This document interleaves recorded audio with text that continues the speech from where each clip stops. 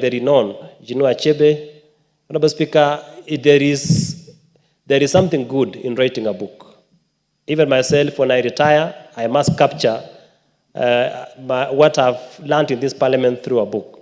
So, Honorable Speaker, today we quote Chinua Achebe, especially in his book, Things Fall Apart, just like he still lives. So I believe in future we'll be able to quote Millie Mabona because she will live in her book. Thank you, Honorable Speaker. The MP for Manyata. Thank you, Honorable Speaker. I also rise, Honorable Speaker, to support this bill. Honorable Speaker, in cognizant of a very important role that libraries play in the world, Honorable Speaker, I really commend the drafter, Honorable Speaker, and the committee for a well thought of bill that will see a new breath of life to the Kenya National Library Services. Honorable Speaker, with good governance that is going to be improved, and of course, Honorable Speaker, the ensurance that we go all the way down to the sub-county levels in terms of ensuring that library services are getting into the devolved functions. Honorable Speaker, as I read the bill, it's good to realize that one of the things that I would like amended is matters of qualifications of the board members. Honorable Speaker, I find it very discriminative that the chairperson must have 10 years of experience in senior level, Honorable Speaker. That locks out many of our young people that have got this chance to become board members. And also, interestingly, Honorable Speaker, for you to become a member, you have got to have 5 years of experience, Honorable Speaker, in management position. That is a very bad precedent in terms of, Honorable Speaker, what has been real in this country in terms of the joblessness and chances for our young people. And I wonder, Honorable Speaker, why we are normally obsessed with the years of experience other than the quality of experience, Honorable Speaker. I believe many of the young members and many members here got a chance to be members of parliament without prior experience.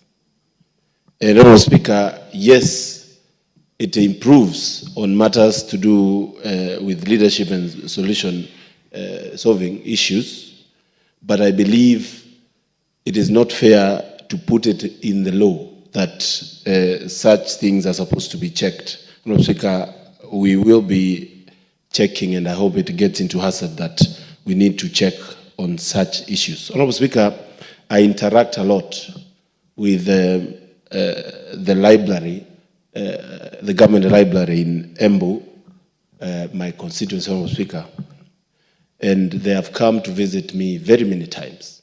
And one of their key issues is lack of funding and lack of actually funding to work. They lack even money for fuel, Honorable Speaker. While we are talking about ensuring that our national libraries work, it is important that the budget line that is given, Honorable Speaker, is not only in papers, but also becomes, we are going to have a country of people who are not thinkers, and even, Honorable Speaker, people who are not writers. It is said, Honorable Speaker, that a reader lives 1,000 lives before he dies. I really have sat down, Honorable Speaker, many times and thought about how this country can change if many of our young people, many of our people leave the social media spaces and the social media obsession, Honorable Speaker, and embrace reading. And Honorable Speaker, it is through reading that we can also get writers. You cannot write if you don't read. And Honorable Speaker, I attended a very extravagant launch of a book by Millie Odhiambo, Rig or Get Rigged. And Honorable Speaker, I got very much inspired that there is a need to write stories, there is a need to actually... Yes, what's your point? Hang on a minute. What's your point of order, Honorable Chepkonga?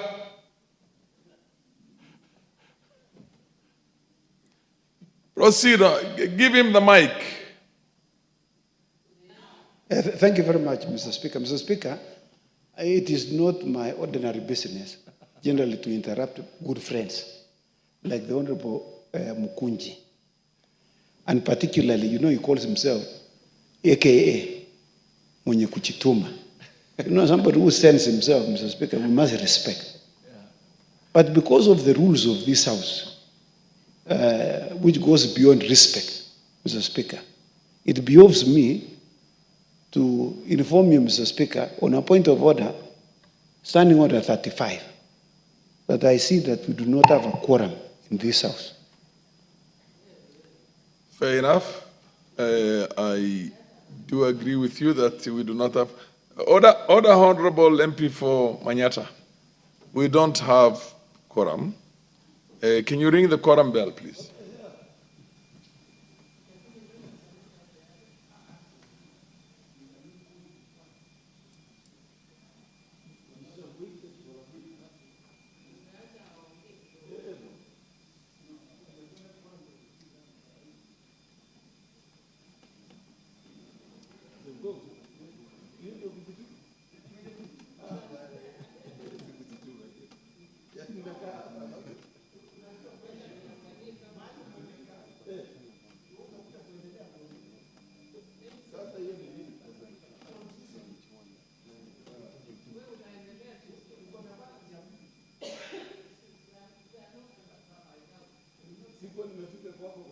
Order the Honorable Millie Odhiambo when the...